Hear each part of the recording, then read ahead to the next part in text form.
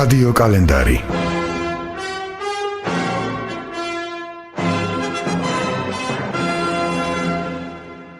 მოგესალმებით, საქართველოს რადიო წარმოგიდგენთ გადაცემას რადიო კალენდარი.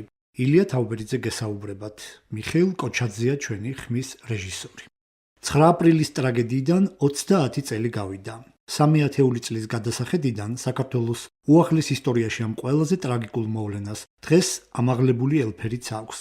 9 აპრილმა შეცვალა ჩვენი ქვეყანა, მოამზადა ქვეყნის თავისუფლება. 2 წელში, სწორედ 9 აპრილს გამოცხადდა საქართველოს დამოუკიდებლობის აღდგენა. როგორ შეიცვალა ქვეყანა, რა ვისწავლეთ 9 აპრილის ტრაგიკული მოვლენისგან და როგორ აფასებენ მას 9 აპრილის მოვლენების უშუალო მონაწილეები. რადიო კალენდარში დღეს 9 აპრილის ტრაგედიაზე ვისაუბრებთ. რადიო კალენდარი 1989 წლის 14 აპრილს ტრაგედიიდან მეხუთე დღეს თბილისში მთავრობის ადმინისტრაციის დღევანდელ შენობაში საქართველოს კომპარტიის ცეკას პლენუმი შეიკრიბა. პლენუმს მოსკოვიდან საგანგებოდ მოვლინებული პოლიტბიუროს წევრები შევარდნაძე და რაზუმოვსკი ესწრებოდნენ. ვინც ოდნავ მაინც ჩახედულია კომუნისტურ იერარქიაში, კარგად იცის, რას ნიშნავდა ცეკა. ვინც არა, მისთვის ვიტყვით, რომ კომპარტიის ცეკა ხელისუფლების უმაღლესი სტრუქტურა იყო. ბუნებრივია ამ პლენუმზე 9 აპრილის ტრაგედიის შესახებ იყო საუბარი. გასულ წელს პლენუმის საუქმო ჩანაწერი გამოაქვეყნა შინაგან საქმეთა სამინისტროს არქივმა.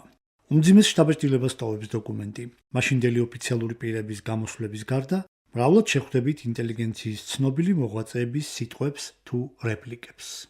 პლენუმის მონაწილეთა ერთი ნაწილი ინტელიგენციის ცნობილ მოღვაწეებს, მაგალითად, კინორეჟისორ რეზო ჩხეიძეს და სხვებს ადანაშაულებდნენ ეგრეთ წოდებული არაფორმალი ლიდერების მხარდაჭერაში.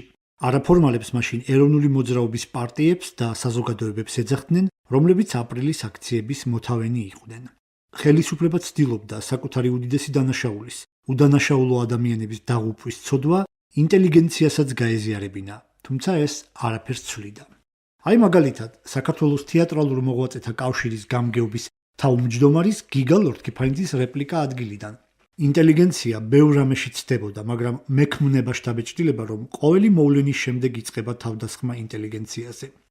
ჯუმბერ პატიაშვილი რესპუბლიკის ხელმძღვანელი ცეკას პირველი მდივანი, რომელიც ამ პლენუმზე გადადგა თანამდებობიდან, გიგა ლორთქიფანიძეს პასუხობს.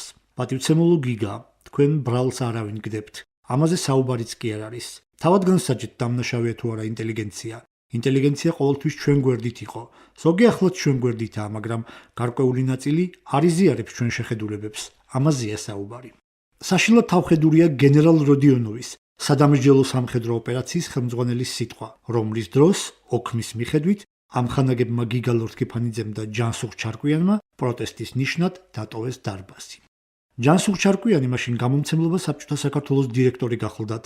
ტრაგედიის წინ ჯერ კიდევ 7 აპრილს გამართულ აქტივის კრებაზე, სადაც ეროვნული მოძრაობის ლიდერების წინააღმდეგ ღონისძიებები დაიგეგმა, ის ერთ-ერთი იყო რამდენიმე ადამიანს შორის, ვინც ეს გააპროტესტა. პოეტს ამ პლენუმზეც მწვავე გამოსვლა ჰქონია. ფრაგმენტი მისი სიტყვიდან: ყველასთვის ყველაფერი ნათელია და არ არის საჭირო დიდი გამოძიება. წლების განმავლობაში მზადდებოდა გენოციდის დღე, ხოლო თუ ვინმეს ეშინია ამ სიტყვის, მე ვიტყვი, სისხლის ზღვრის დღე. რამდენი ადამიანია მოკლული? 19, 36, 100? არა. როგორც დიდმა ვაჟა-ფშაველამ თქვა, ილია ჭავჭავაძეს ესროლეს იმისთვის, რომ მოეკლათ საქართველო. ასე რომ მოკლულია 3.200.000 ადამიანი. მოკლეს საქართველო, დაანაკუწეს და დაჩეხეს ისე, როგორც შაჰ აბასი ჩეხდა ჩვენი საყვარელი სამშობლოს ვენახებს. ზემოთ აქტივის კრება ვახსენეთ, რომელიც 7 აპრილს ჩატარდა. ამ კრებაზე არ მივიდა კინორეჟისორი ლანა ღოღობერიძე. მოგვიანებით იგი მემუარებში დაწერს, რომ იგი მთავრობის სახლის წინ მოედანზე მომიტინგეებს შორის იდგა, რადგან თვლიდა, რომ ეს საფრთხე უნდა გაეზიარებინა ხალხთან ერთად. გადაცემაში დღეს ლანა ღოღობერიძესთან ერთად გავიხსენებთ 30 წლის წინანდელ მოვლენებს. ილია თაუბერიძის საავტორო გადაცემა. რადიო კალენდარი. ვაგზელებ ჩვენს გადაცემას. კინორეჟისორი ქალბატონი ლანა ღოღობერიძეა დღეს ჩვენი სტუდიის სტუმარი და ჩვენ საუბრობთ 9 აპრილის მოვლენებზე. ქალბატონ ლანა, ძალიან დიდი მადლობა რომ მოგწანდით და დაგვდახდით გადაცემაში მონაწილეობაზე. 9 აპრილის ტრაგედიიდან 30 წელი გავიდა, მე გადავხედე თქვენს მოგონებებს, რომელიც გამოქვეყნებულია თქვენს წიგნში და სხვათა შორის ყოფილი კომპარტიის არქივში ნახე პლენუმის ოქმის სტენოგრამა. ეს პლენუმი გაიმართა ამ ტრაგედიიდან სულ რამდენიმე დღეს და იქ არის თქვენი გამოსვლა, ძალიან საინტერესო, რომელშიც აი ასეთ სიტყვებს ამბობთ, რომ რატო ვარ ახლა აქ ამ შეკრებაზე ძალიან მიკვირს, იმიტომ კი არ ვიყავი იქ, რომ ძალიან მამაცი ვარ, უბრალოდ არ მესმოდა სიცოცხლის საფრთხე და ამიტომ ვიდექ იმ ადგილას სულ უკანასკნელ წუთამდე, სადაც მე ნიჩბებით დაჩეხეს ჩემ თვალწინ ხალხი, რატომღაც ჩემ წინ მოხვდა ქალს, მე არ მოხვდა და მე ვიღაც ბიჭმა ჩამაგდო მიწისქვეშა გადასასვლელში. აი ესე ემოციურად ძალიან აღწერთ ამ ამბებს და სანამ გავიხსენებდეთ ამ ტრაგედიას, აი როგორ მომზადდა საერთოდ ეს 9 აპრილი, რა პროცესები უძღოდა წინ, ეგრეთ წოდებული პერესტროიკის შემდეგ, განსაკუთრებით აქტიური გახდა ეროვნული მოძრაობა და როგორ მივედით ამ ტრაგედიამდე, აი ამ მოვლენამდე, რომელმაც ძალიან ბევრი რამ შეცვალა ჩვენი ქვეყნის ცხოვრებაში. ეს ის თარიღია, რომელიც მაინც რაღაცნაირად გარდამტეხი იყო ჩვენი ქვეყნის ცხოვრებაში და დღევანდელი გადასახედიდან ვფიქრობ, რომ ორი მიმართულებით იყო გარდამტეხი. მაშინ ვხედავდი მხოლოდ ტრაგიზმს ამ მოვლენის და აი ამაღლებულ მხარეს. ეხლა კიდევ სხვა რაღაცებსაც ვხედავ. ალბათ საინტერესოა ამაზე დაფიქრება დღეს, იმიტომ რომ მართლა წარსულიდან გაკვეთილები უნდა გამოვიტანოთ, რაც ვფიქრობ, რომ გვაკლია ძალიან. რაღაცნაირად ისე მიდის ეს ისტორია ჩვენ თვალწინ, თითქოს არც იყო. არა და თუ უფრო დაუკვირდებით და უფრო გავაანალიზებთ, ალბათ მომავალშიც ნაკლებ შეცდომას დავუშვებთ. როგორ მომზადდა, არა ეს რომ ერთის მხრივ კი არა, საბოლოოდ ალბათ იმის შედეგი იყო, რომ რაღაცა იდეოლოგიური შესუსტება ქვეყანაში ხდებოდა. ფაქტია და აღარ იყო ესეთი წნეხი იდეოლოგიური, არ იყო ისეთი სიმძლავრის დათქმულვა პიროვნების, როგორც მთელი საბჭოთა ხელისუფლების მანძილზე. აი ეს ნამდვილად მოიტანა პერესტროიკამ, გლასნას, პერესტროიკას ყველაფერი ერთად იმის საწინდარი იყო, რომ ადამიანებს უფრო შეეძლოთ ხმამაღლა ელაპარაკათ იმაზე, რასაც ფიქრობდნენ და ის რაც იქამდე მარტო ასე ვთქვათ ჩურჩული თითქმოდა სამზარეულოში, თანდათან გახდა საზოგადოებრივი მსჯელობის საგანი. ეს ხდებოდა ჩვენს თვალწინ და რა თქმა უნდა იმედით ვიყავით სავსე და ამიტომ მაინც რაღაცის იმედი გაგვიჩნდა, რომ შეიძლება ქვეყანა სხვანაირად განვითარდეს, რომ დემოკრატია, თავისუფლება აღარ იქნება ცარიელი სიტყვები. ამაზე ძალიან ბევრს ფიქრობდით იმ პერიოდში. და აი ამან მიგვიყვანა იქამდე სწორედ, რომ შესაძლებელი გახდა აი ესეთი მასობრივი შეკრება მოედანზე დამოუკიდებლობის მოთხოვნით. პრინციპში რაღაც წარმოუდგენელი რამ იყო საბჭოთა სისტემაში, რა თქმა უნდა. ეს მხოლოდ ქაღალდზე ეწერა, რომ ნებაყოფლობითი კავშირია ქვეყნების და ეს რომ ასე არ იყო, ეს ყველა მიცოდა, მაგრამ აი ეს გაჩნდა ეს ილუზიაც, იმედიც ერთად. და აი როცა მართლა ეს უკვე შეკრებები ხდებოდა, მე მართლა ეს არც მახსოვდა, რომ ეს რაღაც გამოსვლა იყო და აი ამას ვამბობდი, მაგრამ მართლა ასე იყო, იცით რომ იმაზე კი არ ფიქრობდი, რა აი საფრთხე რაღაცა საფრთხე უნდა არა, მაგრამ უბრალოდ იმდენად მართლა ნამდვილი სულისკვეთება იყო აი ერის გამოხატული აი ამ შეკრებებში, რომ უბრალოდ თუ რაღაც გამოძრავებდა ესეთ მთელი ცხოვრების მანძილზე არ შეიძლება იქ არ ყოფილიყავი. აი უბრალოდ ეს თავისთავად ხდებოდა ასე და მე და ჩემი შვილი სულ ვიყავით იქ აი მე და ნუცა კი და იმ ღამეს კი იყო უკვე განცდა იმისა რომ რაღაცა ესეთი იქნებოდა. იმ ღამეს ნამდვილად იყო ეს განცდა და განსაკუთრებით იყო მომენტი, როდესაც ავედით მხატვართა კავშირის შენობაში, აი იქიდან დავინახეთ ტანკები, აი ისინი იდგნენ იქიდან. თავისუფლების მოედანზე, აი რო დავინახე, ჯერ მაშინ დაძრულიც არ იყო, მაგრამ უკვე ისეთი შემზარავი იყო, იცით, ეს რაღაც ეგრე მე არ გვენახა, რა არ გადაგხვდენია ჩვენს თავზე და პირადად მე ყველანაირი რეპრესიები, დაჭერები, დახვრეტები, სიკვდილი, ახლობლების ციხეში თუ გადასახლებაზე ყველაფერი მქონდა გადატანილი, მაგრამ აი ესეთი მასობრივი თუ შეიძლება ითქვას ჯერთი ხალხის გაერთიანება და მე აი საფრთხე რო დაინახე ესე განსხეულებული ამ საბჭოთა ტანკებს შემზარავი გრძნობა იყო მართლა და თან იცით რა იყო ესე ზემოდან რო უყურებდი ეს კი დავრჩა ეს არასოდეს არ დამავიწყდება ეს ხატი ცოტა წვიმა წამოვიდა, ოდნავ წამოწვიმა, ესე რაღაც წამოვიდა წვიმა და საიდანღაც გაჩნდა, ჯერთი სამთლები ეჭირა ხალხს და საიდანღაც გაჩნდა ძალიან ბევრი ცელოფანი, გამჭვირვალე. და როგორ იყო, იცით, რაღაც საოცარი რამე იყო, ისეთი სილამაზე იყო, რაღაცნაირად ეს დაახლოებით ის პერიოდია, როცა უკვე მე პატრიარქიც მალე მოვიდა, მე კი, მე პატრიარქიც მოვიდა და მე ტანკებიც წამოვიდა. ეს ყველაფერი ერთდროულად იყო, მაგრამ აი ის ხატი, იცით, ესეთი რაღაცა, რო ფიქრობ, რაღაცა გამოვლინება ერის სულისკვეთების იყო აი ამ ხატში. როგორ იდგა ხალხი თან ისეთ სიჩუმე იყო და საიდანღაც შორიდან ისმოდა სიმღერა. ეს უსინათლოები მღეროდნენ. მართლა საოცარი რამე იყო ეს, ძალიან ამაღლებული მართლა. და შემდეგ თქვენ მხატვრისახელთან ჩამოხვედით უკვე ამ მიტინგებთან. ქვემოთ და მე მოხდა ეს ყველაფერი, როგორ წამოვიდნენ ტანკები და ჩამოვედით ქვემოთ, უკვე აქ ვიყავით და აი იქ რა ხდებოდა უკვე საერთოდ აღარ იცით. მე ის მახსოვს, როგორ მე და ნუცა მოვრბოდით და მოგვდევდა ერთი ჯარისკაცი შემართული ემეთი. რაღაც შემზარე იყო, სხვა ჩვენ კიდევ რა ვნახეთ, გამჭვირვალე ის ქონდათ აფარებულია ესენი ფარები. ესეც რაღაც შემზარავი იყო, იცით, ისიც კიდევ რაღაც აი ძალმომრეობის განსახიერება იყო ესეთი. ამ ვიზუალურ ხატში რაღაც საოცრება იყო, როგორ მოდიოდნენ ეს ჯარისკაცები. გავრბოდით და მე ის მახსოვს, აქ რა მიწერია, იმას ვეღარც ვიხსენებ, მაგრამ ის მახსოვს, რომ რაღაცნაირად ჩავხდით ამ ქაშვეთის ეზოში, დღესაც მიკვირთ. მე ჩვენ ვიყავით იქ ქვემოთ და ის არ ვიცოდით, რომ ზემოთ უკვე იყო დახოცილი და კი არ ვიცოდით. ეს დილით უკვე გახდა ცნობილი და ბოლოს როგორღაც რომ გამოვედით, ფაქტიურად ეს გამოპარვა იყო. და დილით თბილისი იყო საშინელი კოშმარის სურათი. ხო, და აი ჩვენ წავედით ჩემ მეგობართან, აი კახაჩიტაი ალბათ იცის ყველა მის დედასთან, რუსუდან გაგუასთან, რომ ჩემ მეგობარი იყო, აი იმასთან შუაღამისაც კი 5-6 საათი იყო ალბათ. როცა იმასთან მივედით და აი იქ მოვიდა მე კახა და მოიტანა ამბავი, რომ ამდენი ადამიანი ჯერ ზუსტად არ ვიცოდით რამდენი, მაგრამ უკვე ვიცოდით, რომ ქალები და მაშინ ძალიან არა ერთგვაროვანი ციფრით სახელდებოდა. მახსოვს უნივერსიტეტის პირველი კორპუსის ეზოში სიებს კითხულობდნენ, რომ აი ეს დაკარგულია და ადამიანები არ იცოდნენ სად ეძებათ. არა, საოცარი რამე.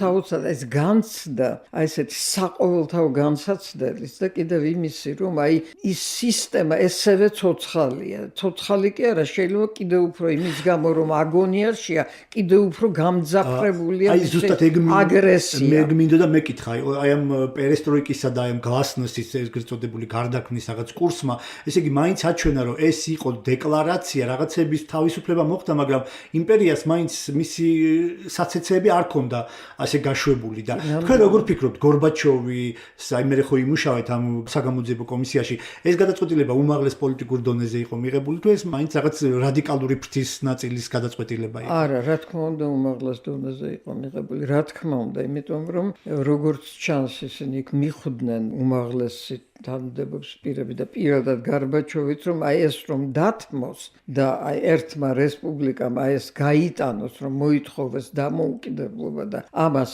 არაფერი არ მოყვა და იქნებ მართლაც მიაღწიონ ამ დამოუკიდებლობას, ეს უკვე საბოლოო ლახვარია სისტემის და იმის გამო რომ სისტემა აი თავისთავად პროლეტარიატის დიქტატურა, ხო ნიშნავს უკვე დიქტატურას, თავისთავად, აი მის გენეტიკურად არის ჩაქსოვილი მასში, ის ვერ გარდაიქმნებოდა, ეს შეუძლებელია, ეს სოციალიზმ ჩილავეჩსკიმ ლიცომ, ესე იგი ადამიანური სახით სოციალიზმი სრული ილუზია იყო ყოველში იმ სიტუაციაში, თორე დღეს კი წარმომდგენია სოციალიზმი ადამიანური სახით და ჩრდილო ევროპას რო შეხედო, იფიქრებ, რომ ეს მაინც რაღაც ისეთი მიზანია, რომლის განხორციელებაც შესაძლებელია, მაგრამ მაშინ ეს აბსურდი იყო სრულად. ფაქტობრივად აი ამ საბჭოთა ხელისუფლების გადაწყვეტილების განხორციელებელი აღმოჩნდა ადგილობრივი ხელისუფლებაც, რომელიც ვერ შეძლო ის, რომ მომიტინგეებთან საერთო ენა გამოენახა და მშვიდობიანად მოეგვარებინა. ნამდვილად, ერთადერთი რა შემიძლია ამ ხელისუფლების გასამართლებლად თქვა, რომ მართლა ძალიან კარგად იქცეოდნენ ჩვენი მილიცია რქო მაშინ, ხო?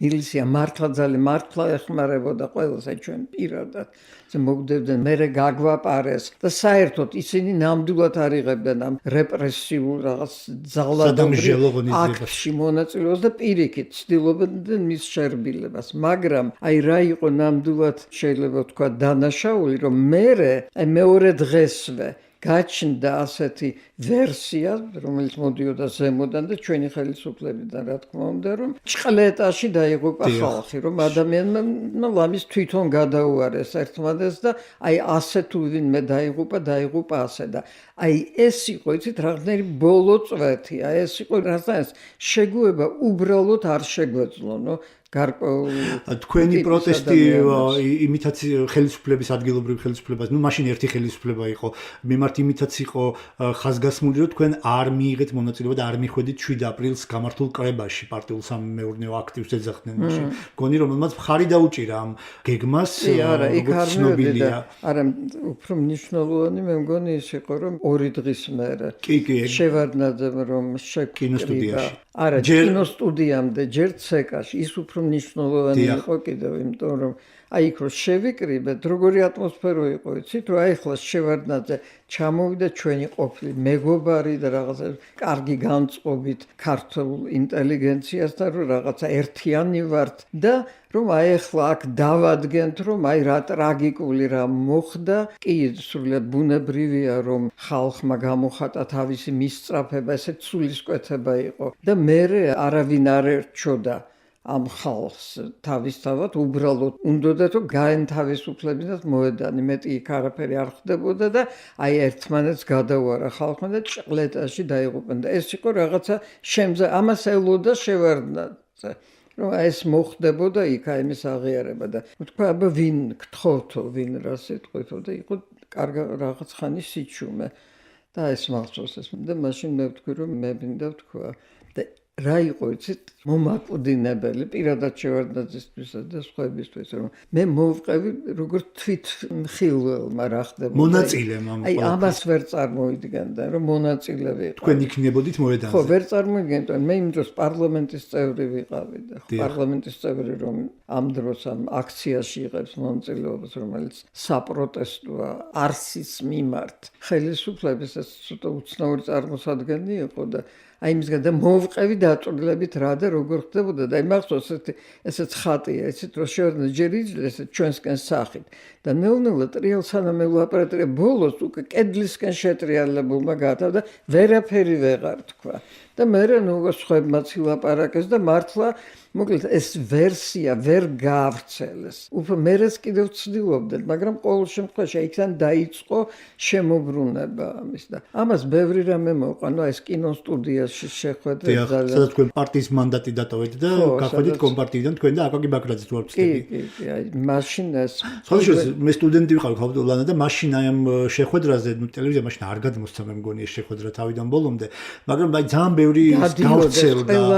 კი, რომ აი იქ თქვენ გქონდათ ძალიან ესეთი რადიკალური გამოსვლა შევარდნაძის მიმართ. მე წიგში წერთ რომ თითქოს ეს ასე არ იყო. არა, იქ ეს მოიგონეს რომ მე ვითომ უთხარი რომ თეთრი მე დიახ, მინდოდა მეკითხა ეს. ეს უბრალოდ არ არის ჩემი ლექსიკა და არც არ ვიტყოდი ამას, მაგრამ მე უთხარი რომ თქვენ ამბობთ რომ გინდათ მიხვიდეთ ადამიანებთან და მიუცადმძიმროთ, ვინც მე უთხარი რომ როგორ უნდა მიხვიდეთ იქ, როდესაც ნამდვილად თქვენზეა. ის კი არა, მეც კი ვიგრძნობ პასუხისმგებლობას, აი ეს უთხარი. მე იმიტომ რომ მამაჩემი იყო ერთ-ერთი ის, ვინც იდგა სათავეებთან ამ ხელისუფლების მოსვლის და იმიტომ რომ მე მიჭიროთ აქ და დავდე ეს მანდატი რომ ამის მერე საერთოდ ლაპარაკი იმაზე რომ შეიძლება იყო აი ამ პარტიის რიგებში რომელმაც ასეთ საშინელება ერთი სიტყვით ბევრი რამე იყო მაშინ მართლა ესეთ მართლა ძალიან ამაღელვებელი მართლა მე ამას მოყვა კიდევ აი რა არის ალბათ მნიშვნელოვანი და არ ვიცი არც ვიცი მიწერია მე მგონი მიწერია სადღაც მე აი რამდენიმე ადამიანი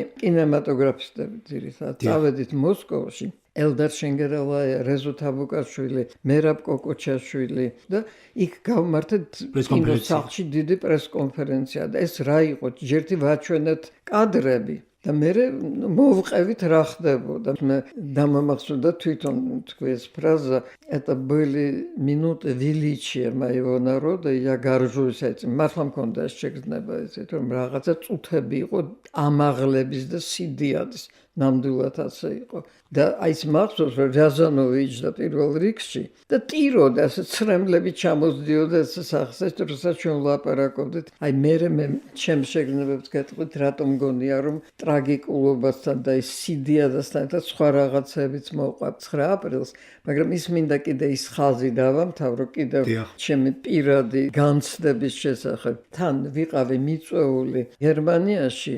ობერხაუზენის საერთაშორისო ფესტივალზე ჟურის თავმჯდომარედ 25 აპრილს ხდებოდა ეს და ვფიქრობდი უარის თქმას. მე უცებ მივხვდი რომ შემიძლია ეს გამოვიყენო. როგორც ტრიბუნა. ხო, როგორც ტრიბუნა.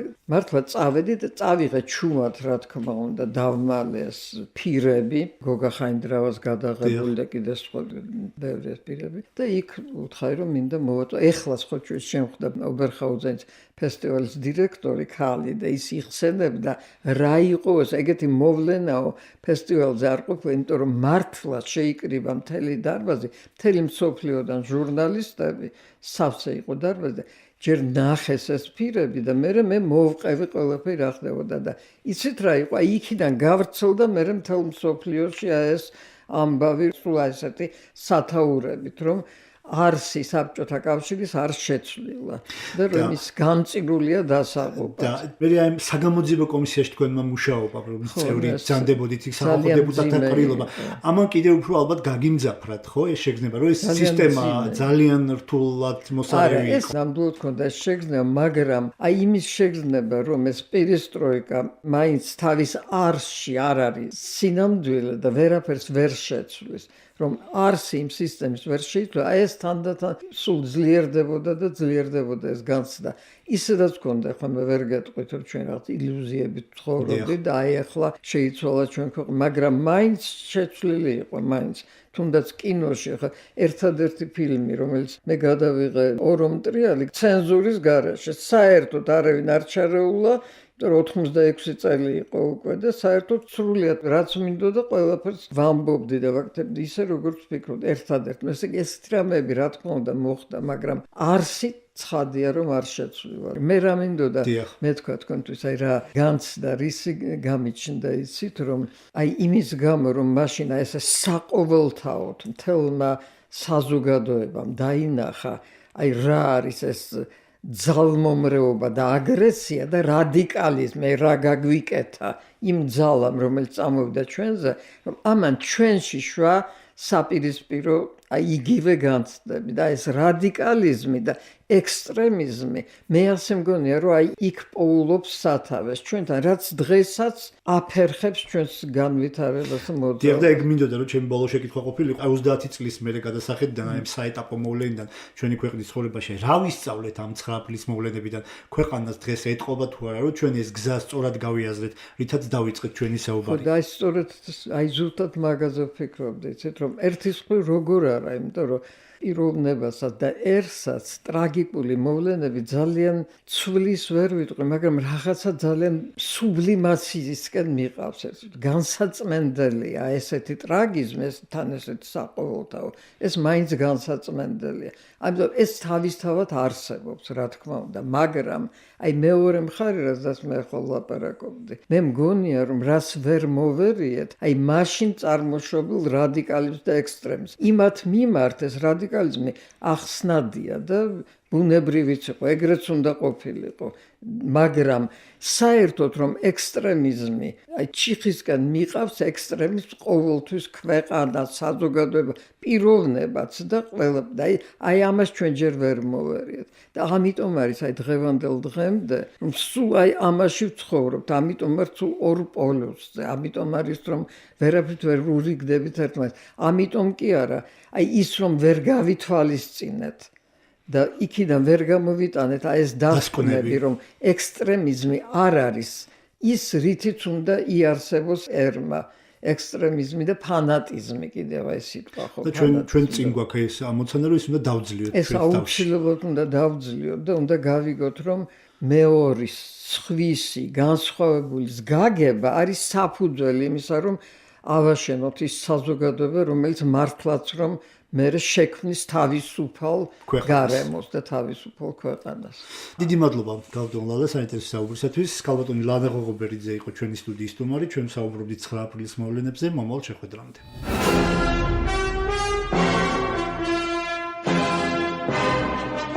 რადიო კალენდარი